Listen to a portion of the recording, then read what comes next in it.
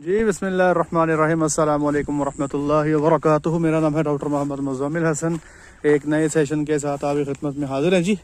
इस वक्त मौजूद हैं गोजरे में और मकई की सिलेक्शन जो है हम कर रहे हैं, मकई को देख रहे हैं। मैंने कहा चलें आपके साथ भी कुछ चीज़ें शेयर कर देते हैं कि मकई को जब हम सिलेक्ट कर रहे होते हैं तो कौन सी चीज़ें देखते हैं। तो सबसे पहले नंबर पर पहली एडवाइस ये है कि ये जो पहली खेलें होती हैं ना जी, आपने इनको छोड़ देना, इधर से भी और उधर से भी। हमेशा जब भी आपने मकई को देखना है तो आपको अंदर जाना पड़ेगा, ठीक है जी। इनके मकई के जो पत्ते हैं खारदार होते हैं, तो मम्मी डैडी बच्चे जो हैं उनको चुभ भी सकते हैं, उसकी आपने परेशानी नहीं लेनी, लेकिन आपको जी अंदर तक जाना है।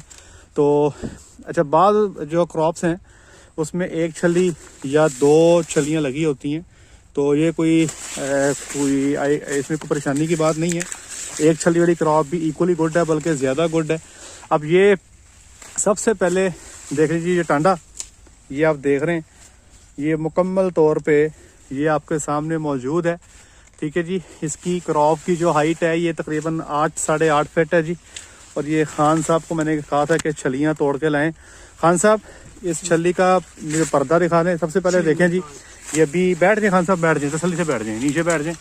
ये खान साहब खोल रहे हैं, तो इसमें आपने जो चीज़ें देखने वाली हैं मैं भी आपको दिखाता हूँ। खान साहब ये रहा कैमरा, आप पकड़ लें, ये लें। ये अब देखें जी, ये छलियाँ कुछ टूट के आ गई हैं, इस सारे प्लॉट में से ये छलियाँ निकालनी हैं। अब सबसे पहले आप ये पर्दा देख लें, ठीक है खान साहब, पूरा आ रहा हूँ ना जी जी। ये पर्दा सारा देख लें। बाज़ औक़ात जो क्रॉप लेट हो जाती है ना, उसमें पर्दा अमूमी तौर पे इस किस्म का हो जाता है। ये आप देख रहे हैं, ये ड्राई हो गया, ठीक है जी। अमूमी तौर पे जब फसल तैयारी पे आती है तो जो निचले कुछ चंद पत्ते होते हैं वो खुश्क हो जाते हैं, उसकी आपने परेशानी नहीं लेनी।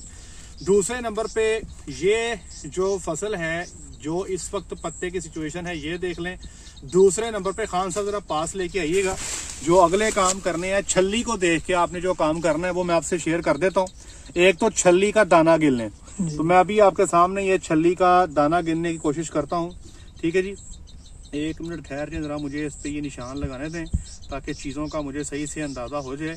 इसकी लाइनें हैं जी 1 2 3 4 5 6 7 8 9 10 11 12 13 14 लाइनें हैं जी।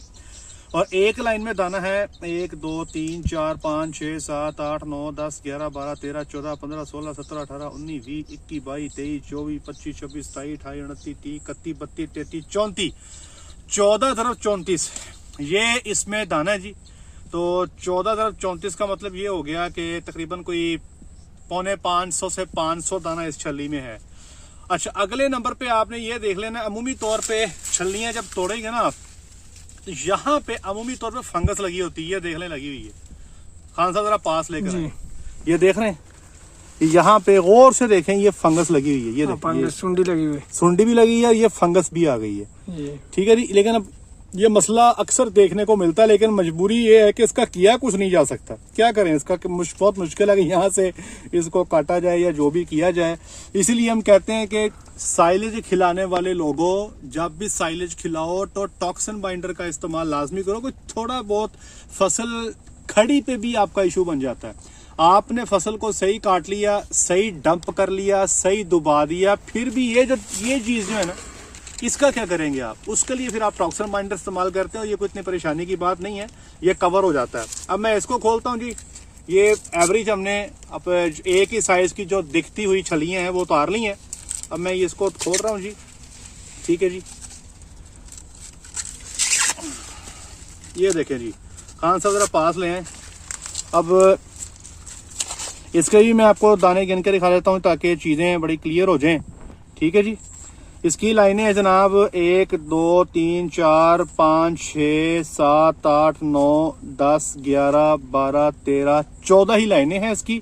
और 1 2 3 4 5 6 7 8 9 10 11 12 13 14 15 16 17 18 19 20 21 22 23 24 25 26 27 28 29 30 31 32 सेम है जी, 14 तरफ 34।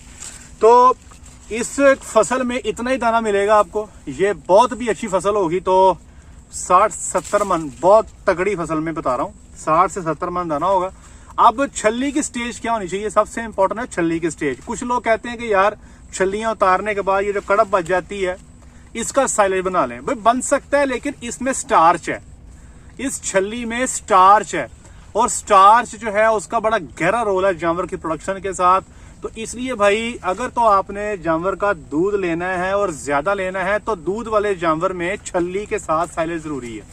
अगर आप छल्ली उतार लेते हो, इस कड़ब का आप साइलेज बना लेते हो, तो वच्छियों में तजर्बा कर सकते हैं, दूध वाले जानवर में नहीं करना। अब अगले नंबर पे खान साहब पास लेके आइएगा, ये गौर से देखें, ये छल्ली के दानों में आपको हल्का सा डिप्रेशन मिल रहा है, जैसे ही सेंटर से दबा सा हुआ है, पिचका हुआ दाना है। ठीक है जी, 3 तरह की छल्ली आपको मिल सकती है। एक छल्ली वो है जिसके दाने को ऐसे आप नाखून चुभोएंगे तो वो दूध जो है आपके मुंह पे लगेगा आके। ठीक है जी, उसमें दूध जो है वो छल्ली अर्ली स्टेज पे होती है। ठीक है जी। अच्छा, बाद औक़ात क्या होगा कि बाद औक़ात ऐसे होगा कि आप इसमें दाना खबोएंगे, जैसे मैं दाना खबो रहा हूँ तो इसका जो पाउडर है, ये जो उसका दूध है, ये ऊपर ही रह गया, स्प्लैश नहीं कर रहा, मेरे मुंह पे गिर नहीं रहा। तो ये बिल्कुल रेडी स्टेज है। ये आमतौर पे मैं ये कहता हूँ कि वो छलियां जो पठान पकाते हैं, ये पठान के पकाने वाली छली है, ये मेरे आपके खाने वाली छली है। तो ये इस वक्त साइलेज के लिए 100% रेडी है, आप इसको इस्तेमाल कर सकते हैं। इसको अगर और हफ्ता लेट कर दिया गया तो फिर क्या होगा कि ये इतनी सख्त हो जाएगी कि एक तो इसका ये पर्दा खुश्क हो जाएगा, और दूसरे नंबर पे जब मैं इसके अंदर ऐसे अंगूठा लगाऊंगा तो भाई ये बिल्कुल इसके अंदर से पाउडर निकलना शुरू हो जाएगा दाने के अंदर से। तो फिर समझिए ये लेट हो गई, तो फिर बहुत सारी चीजें, डाइजेस्टिबिलिटी का इशू बन जाता है, एनडीएफ एडीएफ लेवल्स का इशू बन जाता है। वो एक लंबी छोटी कहानी है। ठीक है जी, तो ये हमने इस क्रॉप को देख लिया। ये इस क्रॉप को आज ही हाथ लग जाना चाहिए। अच्छा, अगले नंबर पे ये चीज देखें जी, जरा अगली चीज खान साहब दिखाइएगा। फसल को कोशिश करें कि यहां से काट लें, इस जगह से, ये इस जगह से। ठीक है जी। अमूमी तौर पे जब हाथ से फसल काटी जाती है तो काटने वाला बंदा जो है वो यहां से काटता है, इस जगह से, ताकि जब ये भी सारा काट जाएगा, आप देखिएगा ऐसे काटा जाएगा इसको। जब भी दाती से काटेंगे ऐसे काटेंगे, उससे क्या होगा कि ये जो इतना पोर्शन है, ये वाला, ये मैंने जो तोड़ लिया है, इसकी डाइजेस्टिबिलिटी भी कम है और ये इसकी न्यूट्रिटिव वैल्यू भी कम है। अमूमी तौर पे मैं फार्मर से कहता हूं कि आप इन फील्ड ऑपरेशन करवाएं। अगर आपने दाती से फसल काटनी है तो ये नीचे से इतनी छोड़ दें। ठीक है जी, बाद में रूटावेटर कर दें, ये जमीन के अंदर चले जाएगा। मशीन जब चलती है ना फसल में, तो वो इतना हिस्सा छोड़ ही देती है। जब वो छोड़ देती है तो ऑटोमेटिकली आपको पौधे का एक ज्यादा हिस्सा जो है वो आपको मिल जाता है। फिर क्रॉप रेडी है या नहीं काटने के लिए, उसमें उसका मॉइस्चर है, पहले जमीन देख लें। अभी हम जमीन पे बैठे हुए हैं तो बड़े आराम से बैठे हैं, ये इस वक्त इस पे मशीन चल सकती है। दूसरा, आप क्रॉप को भी, ये मैंने इसको मरोड़ा, ये आपके सामने ये टूट गया, तो ये इस वक्त रेडी स्टेज है। अगर इसके अंदर मॉइस्चर कंटेंट ज्यादा होगा, नमी ज्यादा होगी, तो इसको मुझे तोड़ने में वावा टाइम लग जाएगा, ये उधर ही गुच्छू मुच्छू सा होता जाएगा, ये ऐसे फौरी कटेगा नहीं। ये आप करके देखिएगा, ये आप चीजें देखेंगे तो आपको आइडिया हो जाएगा। ये भी छल्ली मैं खोल के दिखा देता हूँ, एक छल्ली और देख लेते हैं। ठीक है जी, तो छल्ली का दाना पूरा भी होना चाहिए, ये भी सबसे बड़ी बात है जी। इसमें भी हम देख लेते हैं, ये भी फसल, इसमें हमारे पास कितनी लाइनें हैं, 1 2 3 4 5 6 7 8 9 10 11 12 13 14 लाइनें हैं जी। क्या बात है जी, अल्लाह की जात ने क्या कैलकुलेट किया हुआ मामला। 1 2 3 4 5 6 7 8 9 10 11 12 13 14 15 16 17 18 19 20 21 22 23 24 25 26 27 28 29 30 31 32 33 35 है जी। 14 दरबे 35, वही तकरीबन 450-500 इसमें दाना है। तो मेरा ख्याल है कि ये बेसिक सी इन्फॉर्मेशन थी, मैंने सोचा आपको दे दूं। और ये इन पॉइंट्स का ख्याल रखें और साइलेज बनाते हुए कोशिश करें कि ये जो चीजें आपको बताई हैं इसका ख्याल रखें। अगर ये फसल लेट हो जाती है, मुकम्मल रिजल्ट आपको साइलेज का नहीं मिलेगा। अगर आप इसको अर्ली काट लेते हो तब भी आपका दूध कम हो जाएगा। इसी को अभी काट के चॉप करके जानवर को आप डाल दें, बेशक ऐसे ताज़ा ही डाल दें, आप देखिएगा आपकी दूध की प्रोडक्शन में इजाफा हो जाएगा। ठीक है जी। तो अगर पैसे खर्च भी रहे हैं तो राइट स्टेज पे खर्चें, ये ना हो कि पैसे खर्च भी लें और बाद में दूध भी ना बढ़े, फिर वो ज्यादा मसले वाली बात हो जाती है। ठीक है जी। अब आपको इन फील्ड ऑपरेशन भी दिखा देते हैं। खान साहब इसको ना, ये देखें जी, यहाँ पे मशीन चल के गई है और ये मशीन ने ये इतना पोर्शन छोड़ दिया है। ये देखें ना, ये मैं बात कर रही है, छोड़ दिया है।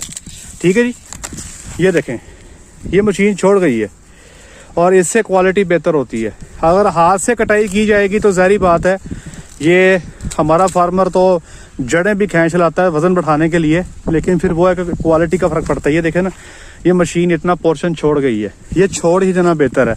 अब ये यहीं पे इसको ज़मीन की तैयारी में ये बीच में ही सारा कुछ मिक्स हो जाएगा। ठीक है जी। ये भी खान साहब कुछ छलियाँ तोड़ दें, आप यहाँ भी दिखा दें कोई छली। ठीक है जी, ये भी क्रॉप चेक कर लेते हैं। इसको तो हाथ लग चुका है। ठीक है जी। जी खान साहब ये छली देखें, इसका दाना कितना है? उतनी ही, तकरीबन वही साइज़ है, वही है, उतना ही है। अच्छा जी, ये देखें जी, अगर आप गौर से देखें तो इसमें भी ये जो अपना छल्ली का जो फ्लूइड है ये ऊपर ही रह जाता है। इसका जो आप गौर से देखें तो इसको दुबाता हूँ तो इसके अंदर से जो दूध निकलता है वो छल्ली के ऊपर ही रह जाता है। तो ये बिल्कुल रेडी है, 100% रेडी है। एक हफ्ता लेट कर देंगे, इसके बाद काटेंगे, हफ्ते बाद तो ये लेट हो जाएगी। तो ये मेरा ख्याल है कि उम्मीद है कि आपकी अंडरस्टैंडिंग इससे हो गई होगी। तो ये क्रॉप जो है तकरीबन 8 साढ़े 8 फुट इसकी हाइट है जी, और मेरा ख्याल है कि 3 से 350 मन इसकी प्रोडक्शन आ जाएगी। 3 साढ़े 300 मन, हाँ जी, इतनी तो आ ही जाएगी इंशाल्लाह। और जितनी प्रोडक्शन होती है अमूमी तौर पे उसका 20% दाना हो ही जाता है। अगर 300 मन प्रोडक्शन है तो उसका 20% तकरीबन 60 मन हो गया, तो इतना को दाना ये निकाल देगी, लेकिन इससे ऊपर मुझे नज़र नहीं आ रहा।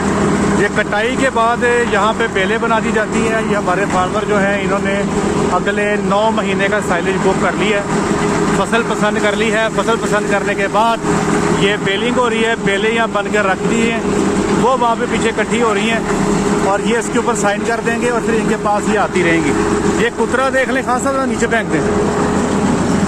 फसल का कुतरा देखें जी।